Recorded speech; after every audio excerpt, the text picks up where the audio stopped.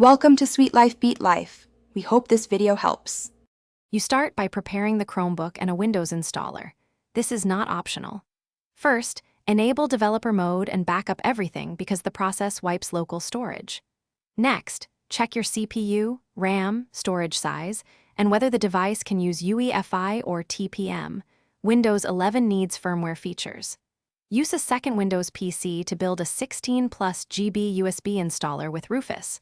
Once done, verify the ISO and USB bootability, so you won't be halted when switching firmware.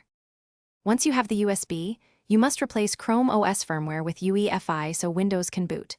You flash Mr. Chromebox or equivalent UEFI firmware, follow exact commands, and remove the right protect screw if your model requires it.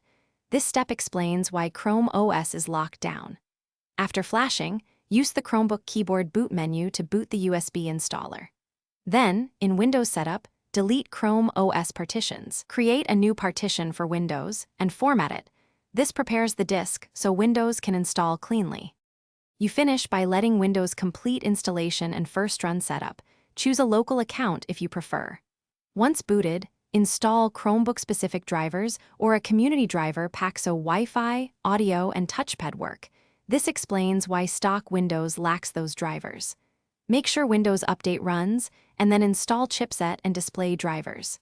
If something goes wrong, a key troubleshooting tip is to recreate the installer on another USB or reflash the stock firmware to recover. That restores the Chromebook if booted. Thanks for watching. Consider subscribing if we helped you.